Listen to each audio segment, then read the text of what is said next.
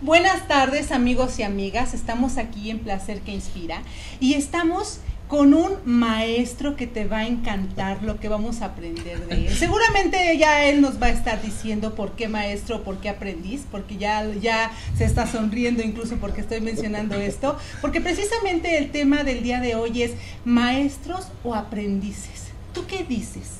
¿En qué momentos de tu vida has sido maestro? ¿En qué otros momentos aprendiz?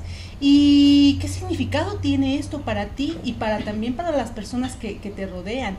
Entonces, pues le damos la bienvenida, por supuesto, a Rafael Calvet, que va a estar con nosotros. Bienvenido. Un placer, como Rafael. Siempre. Vero. Aquí. Otra vez con nosotros. Mucho gusto, un placer. Ya tenía el gusto de conocerte, pero la verdad es un placer que nos acompañes este día y que nos platiques principalmente de esto que estás moviendo, digamos, en este momento, estos dos libros que la verdad son bastante interesantes. Mira, la esencia del título no es, la gran pregunta no es si somos maestros o aprendices, porque todos somos las dos cosas en algún momento de nuestra vida. La pregunta está dirigida a en qué nos queremos sentir, cómo nos queremos sentir, porque aquel que quiere sentirse y quiere ser percibido como maestro dirige su comportamiento a mostrar lo que sabe y a enseñar y tal, y deja de aprender y pierde el piso y pierde la humildad, ¿ya? El sabio, que es mucho más que el maestro, siempre ha sido humilde porque se ha considerado aprendiz. Entonces yo creo que el que se siente aprendiz de vida va a ser maestros para otros, pero siempre él va a seguir colocado en la posición de aprender. Es decir, maestros te consideran otros, no hace falta que te consideres tú. Y si eres maestro para otros, pues bienvenido sea. Pero ¿cómo te consideras tú a ti mismo? Eso es la... Puedes considerarte tú mismo aprendiz y sin embargo los demás te ven como maestro. Alguien te va a ver como maestro siempre, es decir, puede ser un hijo, un amigo. Siempre somos maestros para alguien, incluso sin darnos cuenta o sin saberlo.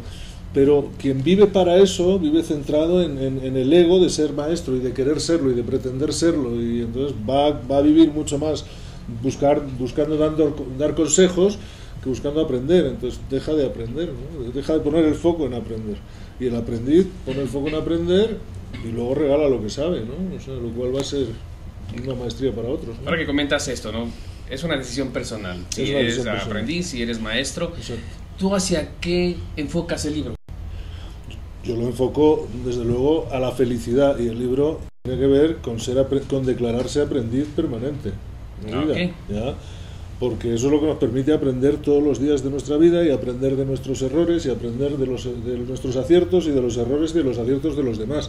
El que quiere ser maestro, sus errores le molestan, los va a tapar, los va a ocultar, por eso digo que deja de aprender, ¿no? Entonces, y tiene, al perder la humildad, nos conectamos con la soberbia, con el orgullo, con otras cosas que son bastante más tóxicas y que nos hacen sufrir. El libro habla de cómo las mismas cosas que nos pueden proporcionar felicidad nos hacen sufrir porque somos torpes, y las usamos mal. Pero si además de ser torpes somos buenos aprendices, pues vamos corrigiendo cosas todos los días, ¿no? Claro. Pues está basado mucho en esta idea de que no hay errores en la vida, nunca pasa nada malo, simplemente son aprendizajes. Los errores son oportunidades de aprendizaje, pero no todo el mundo aprende. Entonces hay quien ve el error como algo que hay que esconder, que es lo que hacen los niños, ¿no? Los niños esconden el error y para evitar el castigo, ¿no? El castigo en un adulto puede ser la recriminación o la crítica que le hace otro, ¿no? Pero fíjate, hablas precisamente, y esto fue lo que me empezó a atrapar a mí del libro, como de estos dos lastres, ¿sí? Que fue así de, sí, claro. Háblanos de esos dos lastres que de pronto son como interesantes en del crearnos como maestros o como aprendices. Mira, en el libro menciono que la época más oscura que conoce la historia de la humanidad es lo que en el mundo conocido en ese momento, en Europa, se llamó la Edad Media, ¿no? Que tiene casi 1000 años, porque dura desde la caída del Imperio Romano de Occidente hacia el 462 a la caída del Imperio Romano de Oriente hacia el 1453, son casi 1000 años. Y son 1000 años donde no pasa nada, porque unos años antes, en el 311, el emperador Constantino había declarado a la Iglesia Católica única Iglesia del Imperio. Es decir, por primera vez la Iglesia deja de ser una comunión en el amor para tomar contacto con el poder y con el poder absoluto. Y hay que ponerse en la mentalidad de aquella época, ¿ya? El pensamiento fundamental era Dios lo ha creado todo. Y en la interpretación de aquella época, lo que sugería esa interpretación es que si Dios lo ha creado todo, ¿cómo va a venir ningún ser humano a crear nada? Porque sería corregir la obra de Dios. Y entonces, pues todo aquel que proponía algo pues era perseguido y era... Por eso digo, es una época en la que no pasa nada. Y de ahí todavía se derivan los dos grandes lastres de nuestra vida actual todavía, que es la culpa, ¿ya? Y la vana y absurda y tóxica pretensión de ser perfectos, ¿ya? Porque somos seres imperfectos. En una doble dimensión, si quieres, del ser, no. Es decir, si hablamos de una dimensión del ser como un producto de la creación, como lo es el resto del universo, desde esa dimensión espiritual somos perfectos, ¿vale? Pero desde una dimensión humana y psicológica somos imperfectos siempre. Y fíjate que si desde las dos dimensiones es absurdo pretender querer ser percibido como perfecto, porque si lo soy, no tengo por qué gastar un minuto en convencer a nadie. Claro. Y si no lo soy, voy a gastar muchos minutos y tampoco voy a convencer a nadie, ¿no? En todo caso es una tarea inútil, ¿no? Somos seres en construcción permanente y por eso es mejor sentirse y aceptarse como aprendiz permanente, ¿no? Claro, que como obra ya terminada, ¿no? Sí, pero además buscas esta perfección como desde ideales que no necesariamente eres tú, ¿no? O sea, está como fuera, o sea, buscas el ideal allá afuera. Busco algo que perseguir, es decir, la buena noticia de ser imperfectos permanentemente es que somos mejorables permanentemente, por lo tanto... Que ahí haces esa distinción en claro, el libro precisamente. Claro, ¿no? Una cosa es la mejora continua, lo cual nos permite mejorar cada día, pero siempre que nos consideremos imperfectos. Si yo me considero perfecto no tengo nada que mejorar, ¿ya? Claro. Por lo tanto, si considero que siempre hay algo que mejorar, cada día de mi vida puede tener, como tú decías, un aprendizaje o varios, sea de error o de acierto, da igual, pero todos los días he aprendido algo y todos los días he avanzado, ¿ya? Y da igual si alcanzo mi ideal o no. Si yo todos los días de mi vida vivo mejorando y trabajando para ser feliz, da igual si llego al ideal o no. Es decir, la idea de poner la felicidad en el logro de mis sueños es una estafa. Una hipótesis que tú planteas en eso es entonces que la perfección es inalcanzable. Yo creo que sí, siempre somos perfectibles. Es decir, seguro que Mandela tenía sus manías, Gandhi tenía sus manías, la madre tenía sus manías, ¿no? Y hasta Jesucristo se enojó un día y entró en la iglesia a latigazos, ¿no? Es decir, que todos seres humanos tenemos nuestros momentos, lo cual no quiere decir que sea un error, sino que somos mejorables permanentemente. Entonces hay cosas que nos hacen sufrir porque interpretamos la realidad de manera que nos haga sufrir. Pero es posible interpretar la realidad de una manera que nos haga más felices, la misma realidad, ¿no? Claro. Exactamente, va a depender del punto de vista que cada quien quiera poner. Buda decía que hay tres cosas imposibles de evitar, que son el dolor, la muerte y la enfermedad. Los hechos nos producen dolor, pero lo que nos produce sufrimiento es nuestra interpretación de los hechos. Por eso Buda terminaba la frase diciendo, pero el sufrimiento es una decisión personal. Claro. Claro. Y luego de aquí pasas al tema de la culpa. Eso. Sí, que sí, o sea, que se liga, o sea, porque además, o sea, si yo sé que todavía no soy aquello que estoy considerando como perfecto y tengo tantos errores, ¿no?